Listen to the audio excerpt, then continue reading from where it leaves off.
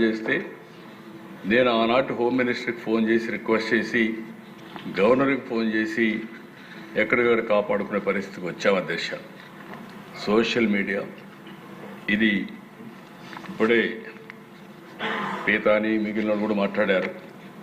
Major సమస్య. నిన్నే నేను చూశాను, ఈ కర్ణాటక కోర్టు కూడా ఒక కామెంట్ చేశారు అధ్యక్ష దీనిపైన. వాళ్ళు కూడా మాట్లాడుతూ ఈ కొంతమంది సోషల్ మీడియా ప్లాట్ఫామ్ ఎక్స్కు కర్ణాటక హైకోర్టులో ఎదురు దెబ్బ, సహయోగ్ పోర్టల్కి ఎక్స్ దాఖలు చేసిన పిటిషన్ తిరస్కరణ, కంటెంట్ తొలగింపు ఆదేశాల అధికారులు సవాల్ చేస్తూ ఎక్స్ పిటిషన్, సోషల్ మీడియా నియంత్రించడం అవసరమన్న కర్ణాటక హైకోర్టు, మహిళలపై నేరాల అంశంలో సోషల్ మీడియా నియంత్రణ తప్పనిసరి, నియంత్రణ లేకుంటే పౌరుల గౌరవ హక్కు ఉల్లంఘించినట్టే, కంటెంట్ నియంత్రణ ఆదేశాలను యుఎస్ పాటిస్తుంది, భారత్లో మాత్రం చట్టవిరుద్ధ కంటెంట్ తొలగింపునకు ఎక్స్ నిరాకరిస్తుంది, ఎక్స్ పాటించే ద్వంద్వ ప్రమాణాలు ఆమోదయోగ్యం కాదు. కర్ణాటక హైకోర్టు నిర్ణయించే పరిస్థితికి వచ్చారు. దీనిపైన మనందరం కూడా చాలా బాధపడుతున్నాం. ఇక్కడుండే వాళ్ళందరినీ క్యారెక్టర్ అసాసినేషన్, ఆడబిడ్డల క్యారెక్టర్ అసోసియేషన్, నేను కూడా దానికి విక్టిమ్ చేశాను నా జీవితంలో. ఎప్పుడు అంటే మనం కూడా మనుషులైనప్పుడు ఒకసారి ఎమోషన్స్ ఉంటాయి, సెంటిమెంట్స్ ఉంటాయి. అలాంటి సెంటిమెంట్స్ దెబ్బతీసే పరిస్థితికి వస్తున్నారు. ఇప్పుడు కూడా అది జరుగుతూ ఉంది. దీనికి ఏ విధంగా ఉండాలో మీరు కూడా ఐడియాస్ ఇస్తే మెంబర్స్ అందరూ. ఈ ప్రభుత్వం చాలా స్పష్టంగా ఉన్నాం, ఎట్టి పరిస్థితిలో కూడా సోషల్ మీడియా దుర్వినియోగం చేసి ఇష్టానుసారంగా చేసి వాళ్ళు మాత్రం వదిలిపెట్టే ప్రసక్తి లేదు. చట్టపరంగా ఉంటాం, అదే సమయంలో మాత్రం కఠినంగా ఉంటాం అధ్యక్ష. ఎలక్షన్ మేనిఫెస్టోలో పెట్టే పరిస్థితికి వచ్చావు, కొంతమందికి న్యాయం చేస్తామని, అది కూడా ఒకసారి మీకు ఎక్స్ప్లెయిన్ చేస్తాను. గవర్నమెంట్ ఆఫ్ ఇండియా ఫండ్స్ విషయం, అదర్ ఇనిషియేటివ్స్, ఇవన్నీ అధ్యక్ష. నెక్స్ట్ అధ్యక్ష, ఇప్పుడే మినిస్టర్ గారు కూడా చెప్పారు, ఓవరాల్గా లా అండ్ ఆర్డర్ ఒక విధంగా చెప్పాలంటే నేను ఎప్పుడు 4వసారి ముఖ్యమంత్రి అయ్యాను, కానీ పోలీసు వ్యవస్థ టోటల్గా భ్రష్టు పట్టే పరిస్థితికి వచ్చాను. బై ఫోర్స్ పోలీసు వ్యవస్థని డీఫంక్ చేసే పరిస్థితికి వచ్చారు.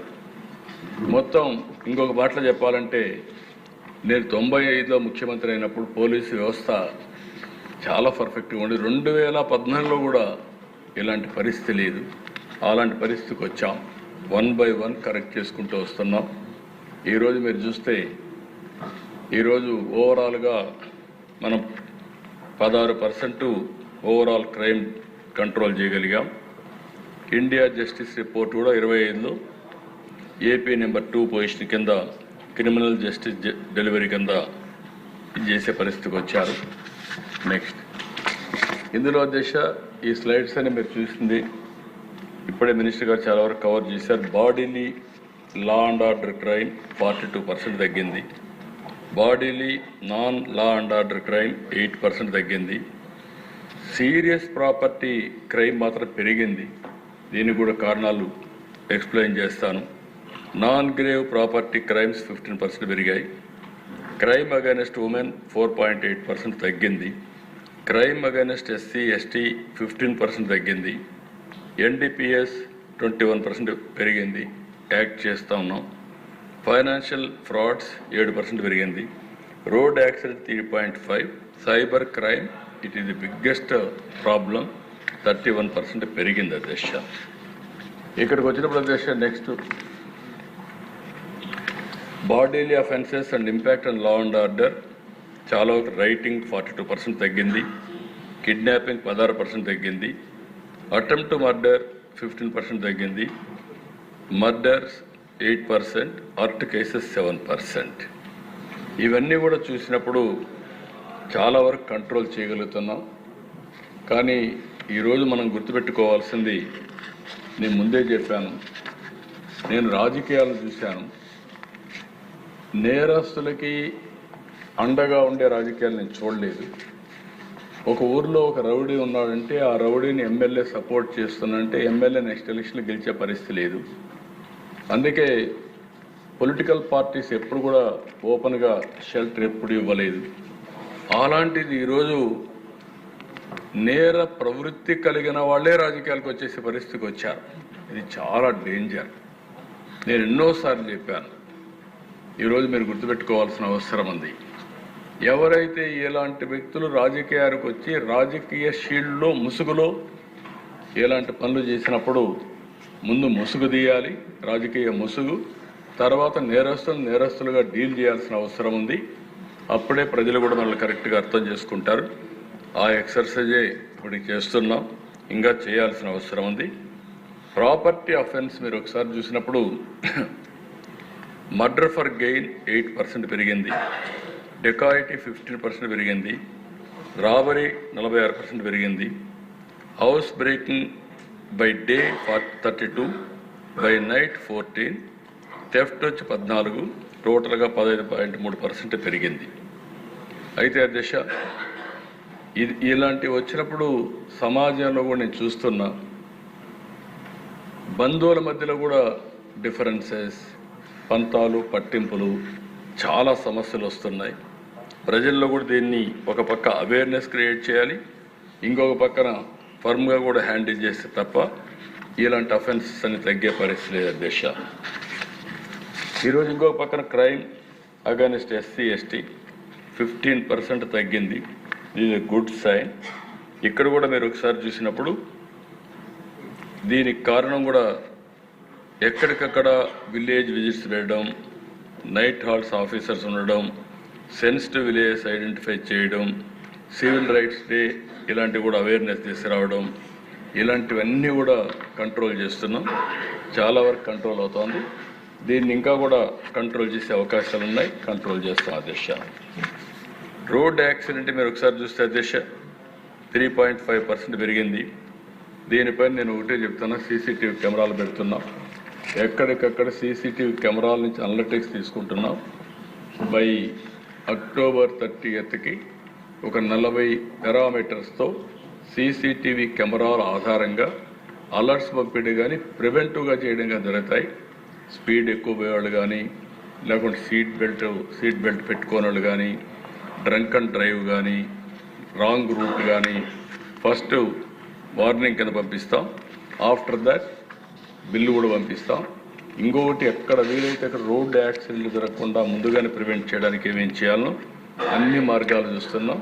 ఇది రియల్ టైం గవర్నెన్స్ కూడా మానిటర్ చేస్తుందని చెప్పి నేను మీకు తెలియజేస్తున్నా. ఇంకొక పక్క అధ్యక్ష, ఈరోజు మనకు వచ్చిన కొన్ని సమస్యలు ఫిన్టెక్ ఫ్రాడ్స్, టెక్నాలజీ ఫ్రాడ్స్ విపరీతంగా పెరిగిపోతున్నాయి. సైబర్ క్రైమ్ కూడా పెరుగుతూ ఉంది. ఒక పక్క చూస్తే పోలీసు వ్యవస్థలో సైబర్ క్రైమ్స్ని ఎదుర్కొనే టెక్నాలజీస్ కానీ ఇవి కూడా తక్కువగా ఉన్నాయి. ఎందుకంటే ప్రాబ్లమ్స్, అడ్మినిస్ట్రేషన్ అలాంటి ప్రాబ్లమ్స్ ఉంటాయి. ఎప్పుడు కూడా క్రిమినల్స్ అనేవాళ్ళు, సైబర్ క్రైమ్స్ చేసేవాళ్ళు చాలా జాగ్రత్తగా ఉంటారు. అలాంటివి వచ్చినప్పుడు మనం వాళ్ళు మ్యాచ్ చేయాలంటే దాన్ని తగిన విధంగా టెక్నాలజీలో ముందుకు పోవాల్సిన అవసరం ఉంది. దీన్ని ఒక సవాలుగా తీసుకుంటున్నాం, ఎట్లా చేయాలని చేస్తాం. ఇంకొక పక్కన సోషల్ మీడియా, ఫేక్ న్యూస్ మీ మామూలుగా దిశ, దీంట్లో నేను చాలా చూస్తున్నాను. ఇటీవల ఓసారి నాలాంటి వాడికి నాకంటే డిసిప్లిన్గా ఉండలేరు అనుకుంటాను. నేను నిద్ర లేచినప్పటి నుంచి నిద్రపోయే వరకు నా పక్కన ఎవరు కూర్చుంటూ కూడా ఒకసారి ఆలోచించుకొని మాట్లాడుతూ ఉంటాను. అన్ని జాగ్రత్తలు తీసుకుంటాను. నా మీద కూడా జోక్స్ చేస్తారు, ఇష్టానుసారంగా పెడతారు. ఆర్గనైజ్డ్ గ్రూప్ ఒకటి ఉంది, పేటీఎం బ్యాచెస్ ఉన్నాయి, ఎక్కడో కూర్చుంటాడు. ఒక గంట కానీ మనం ఏమారితే పెద్ద ఎత్తున వైరల్ చేసేస్తున్నారు ఫేక్ న్యూస్ అని. మళ్ళీ దానికి ఒక రబ్బర్ స్టాంప్ వేయాలి, ఇది ఫేక్ అని వేయాలి. వేసినా కూడా డ్యామేజ్ జరిగిపోయింది అధ్యక్ష. ఇలాంటి 1-2 కాదు, చాలా జరుగుతున్నాయి. మీరు ఒక్కసారి ఆలోచిస్తే అధికారంలో లేనప్పుడు ప్రవర్తించారు ఒకప్పుడు, అధికారంలోకి వచ్చినాక ప్రవర్తిస్తున్నారు. ఇప్పుడే మనం పీతాని వీళ్ళందరూ చెప్తున్నారు, శంకరయ్య. నా జీవితంలో ఎప్పుడు నేను చూడలేదు ఇలాంటివన్నీ. ఆ వ్యక్తి నేను సీఎంగా ఉన్నప్పుడు ఆ రోజు ఆ సైట్లో ఆ వ్యక్తి ఉన్నాడు. తర్వాత నాకు వచ్చిన ఇన్ఫర్మేషన్ అది, నాకు ఐజీ ఉన్నాడు, ఇంటెలిజెన్స్ డీజీ ఉన్నాడు, ఆ రోజు ఉన్నాడు, ఇప్పుడు ఉన్నారు. మార్నింగ్ నిద్ర లేస్తే సాక్షి పేపర్లో టీవీలో వివేకానంద రెడ్డి గుండెపోటుతో చనిపోయాడు. ఏం మీరిట ఆలోచిస్తారు అధ్యక్ష?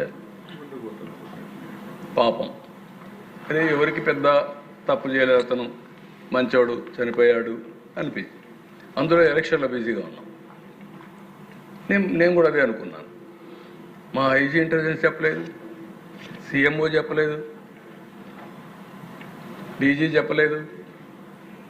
మార్నింగ్ అక్కడి నుంచి అతను బయలుదేరి వాళ్ళ ఫ్యామిలీ విషయం ఇది, వాళ్ళ ఫ్యామిలీ విషయం కంటే నేను ఎక్కువ పట్టించుకోలేదు. సునీత గారు ఫోన్ చేసి కాదు పోస్ట్ మార్టం చేయాలి అని అడిగారు. పోస్ట్ మార్టం చేయాలంటే నేనేమన్నానంటే చేయండి, ఆ అమ్మాయి అడుగుతా ఉన్నప్పుడు మనకేముంది, మనం ఏం తప్పు చేయలేదు కదా, మీరు చేయండి అన్న. చేశారు. పోస్ట్ మార్టం చేసినప్పుడు ఇది గుండెపోటు కాదు, గొడ్డలిపోటు మామూలుగా కాదు చేసింది, బ్రెయిన్ కూడా బయట వచ్చింది అని వాళ్ళు ఆ రిపోర్ట్ ఇచ్చే పరిస్థితికి వచ్చారు. అప్పుడు ఏంటి, ఆ ఇంట్లో మొత్తం రూమ్ అంతా బ్లడ్, ఆ బ్లడ్ అంతా కడిగారు, బెడ్ మీద కూడా బ్లడ్. ఆ తర్వాత ఒకసారి బాధేస్తుంది ఇవన్నీ. సాయంత్రానికి మాట మార్చేసి తండ్రి లేని బిడ్డ నేను, ఒకే చిన్నానున్నాడు, ఈరోజు ఈయన కూడా చంపేశారని చెప్పాడు. ఏమనిపిస్తుంది అధ్యక్ష? మనం బిజీగా ఓసారి న్యాయం ధర్మం అనుకొని మనం కానీ ఏమారితే నిందలు ఏ విధంగా వేయగలుగుతారో ఒక ఎగ్జాంపుల్ ఇది. ఆ మాటని నెక్స్ట్ డే